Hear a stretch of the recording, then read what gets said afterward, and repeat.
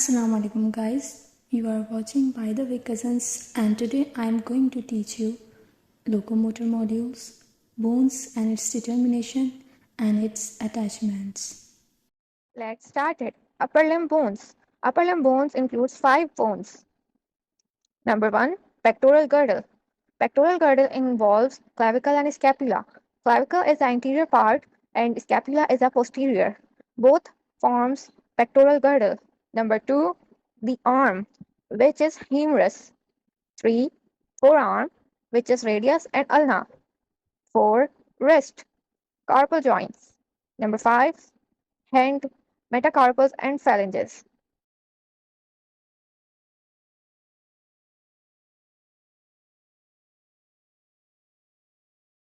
Here I am starting with clavicle bone.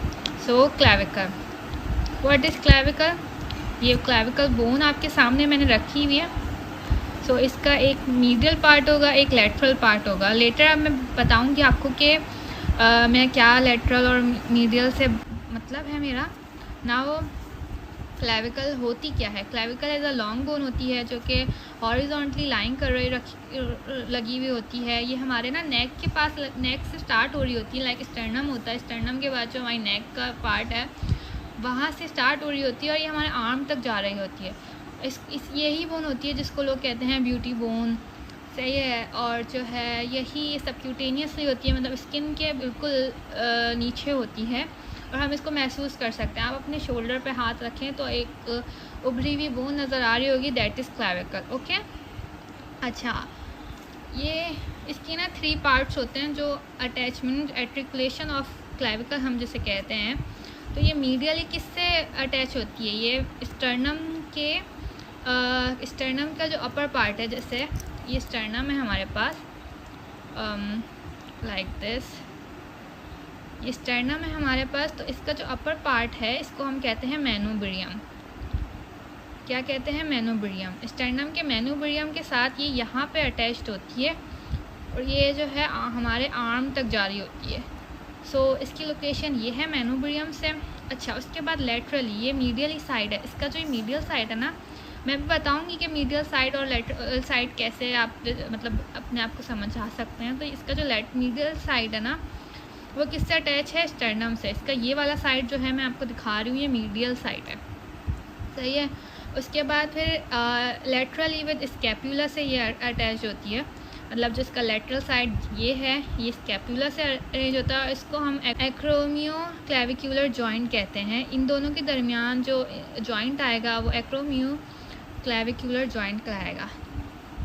सही है. यहाँ पे एक स्कैपुला, एक और बोन आएगी, देन फिर हम आर्म से कनेक्ट होगी वो. सही है. फिर इन्फीरियरली जो है एक रिब से ये कनेक्ट होता है जिसको हम कहते हैं कॉस्टो क्लैविक्यूलर जॉइंट से. सो 3 जॉइंट्स इसके अंदर लगते हैं. एक हमारे पास स्टर्नो क्लैविकुलर जॉइंट आता है जो कि मेनोब्रियम और क्लैविकल से जॉइन हुआ हुआ होता है, और एक एक्रोमियो क्लैविकुलर जॉइंट आता है जिसके अंदर हमारे पास स्कैपुला से अटैच हो रहा होता है क्लैविकल, और एक कॉस्टो क्लैविकुलर जो रिब से होता है. कॉस्टो जब लगता है जब हम किसी रिब से अटैच कर रहे हो या रिब्स की कोई बात कर रही हो. तो ये वर्ड्स याद करने से हमें आसानी हो जाती है. तो आप इनको दिमाग में रखा करें. जब भी रिब्स का नाम आए तो आपको ये रिमाइंड में आ जाता है कि कॉस्टो लग सकता है वर्ड. अच्छा, उसके बाद अब हम क्लैविकल का चार्ट बना लेते हैं ताकि हमें याद करने में आसानी हो और उसका लेटरल और मीडियल साइड हमें पता चल सके. Let's talk about the clavicle chart. अच्छा, ये चार्ट ना इतना इंपॉर्टेंट है कि अगर आपने सिर्फ इस चार्ट को कर लिया ना तो आपकी पूरी क्लैविकल बोन कवर हो जाएगी. सो इस चार्ट से बाहर से आपको क्लैविकल के लिए कुछ नहीं पढ़ने की ज़रूरत. बस इस चार्ट को अच्छी समझ के और समझना ही है. याद करने का कुछ इतना मुश्किल काम नहीं है. सिर्फ मसल्स 4-6 मसल्स हैं वो याद करने हैं एंड आपकी तैयारी क्लैविकल बोन की हो जाएगी. सबसे ईजी बोन है. So let's start it. अच्छा, क्लैविकल डिवाइडेड जो है उसके 2 पार्ट्स में, इसकी शाफ्ट और इसके एंड्स. सही है. हमने उनको अलग अलग डिवाइड कर दिया ताकि हम अच्छे से समझ सकें. तो पहले हम इसकी शाफ्ट के बारे में बात कर लेते हैं कि जो इसकी शाफ्ट है ये क्या है और मतलब कितने पार्ट्स हैं. अच्छा, इसकी शाफ्ट भी ना 2 पार्ट्स में डिवाइड है, एक लेटरल और एक मीडियल. अब लेटरल जो है वो 1/3 हम लेते हैं और मीडियल 2/3. अब क्यों? ऐसा क्यों? लेटरली ना 1/3 इसलिए लेते हैं कि हमारे पास सपोर्ट, हमें आर्म को सपोर्ट करना है, इसके बाद वो लगेगा ना, स्कैपुला लगेगा, उसके बाद फिर आर्म लगेगा। तो आर्म को सपोर्ट करने के लिए हमारे पास स्ट्रॉन्ग सोर्स होनी चाहिए। तो जब हमने इसको मीडियल को हम 2/3 लेंगे तो जब भी तो हमारे पास सपोर्ट करने के लिए ताकत होगी ना। अगर हम इसको 2/3 ले लेंगे तो ये पूरा लटक जाएगा ना आर्म के साथ ही। सो दैट्स वाई मीडियल 2/3 लेंगे और लेटरल हम 1/3 लेंगे, सही है। इसके बाद हमारे, ताकि हम आर्म को बैलेंस कर सकें। हम आर्म्स को बाद में करते हैं, पहले हम शाफ्ट को कंप्लीट कर लेते हैं। लेफ्ट, अब जो लेटरल 1/3 हमने एंड लिया है विच इज़ दिस वन, 1/3 जो हमने ये लिया है लेटरल वाला, इसके बारे में हम मान लेते कि इसको हम पहचाना है कैसे। सबसे पहले बात ये है, अच्छा लेटरल एंड को हम एक्रोमियल एंड भी बोलते हैं। लेटरल शाफ्ट है वो फ्लैट होता है। क्या होता है? ये फ्लैट होता है। आप ये देख सकते हैं, ये फ्लैट है, जबकि ये वाला मीडियल पार्ट जो है वो फ्लैट नहीं है, ये क्वाड्रिलेटरल है। 4 इसकी सरफेसेस हैं, जबकि इसकी सिर्फ 2 सरफेसेस हैं, एक ये वाली सरफेस और एक ये वाली सरफेस। इसके बॉर्डर्स हैं, इसके 2 बॉर्डर्स हैं, एक ये वाला बॉर्डर और एक ये वाला बॉर्डर। सही, आपको आई होप समझ आ रहा है। ये बॉर्डर्स हैं, ये जो शार्प साइड्स हैं ये बॉर्डर्स हो गए इसके, और एक सरफेस हो गई और ये दूसरी सरफेस हो गई, सही है। अब हमें एंटीरियर जो है हमारे पास वो कॉनकेव होती है और पोस्टीरियर कॉन्वेक्स होती है। तो साफ साफ दिख रहा है एंटीरियर साइड हमें मालूम करनी है, तो हम साफ साफ कह सकते हैं ना कि कॉनकेव जो है वो एंटीरियर है और जो पोस्टीरियर है वो कॉन्वेक्स है। अच्छा, अब जो 2 सरफेसेस होती हैं, एक जाहिर सी बात है जो ऊपर है वो सुपीरियर है और जो नीचे साइड है वो इन्फीरियर है। सुपीरियर सबक्यूटेनियस होती है, जो कि मैंने आपको पहले ही समझा दिया सबक्यूटेनियस क्या होता है। इन्फीरियर में, अच्छा हमारे पास इन्फीरियर में ना 2 चीज़ें होती हैं, एक एलिवेशन होती है, जो ये उभार टाइप दिख रहा है आपको, ये उभार, ये एलिवेशन है, सही है, इसको हम एलिवेशन कहेंगे। और एक रिज होती है, ये जो है ना ये रिज है, तो इसको हम कहेंगे ट्रेपिजॉइड रिज, सही है। और इस एलिवेशन को कोनाइड ट्यूबरकल कहेंगे, सही है। इन दोनों के पास आके ना एक लिगामेंट अटैच होगा जिसको हम कहेंगे कोरेको क्लेविकुलर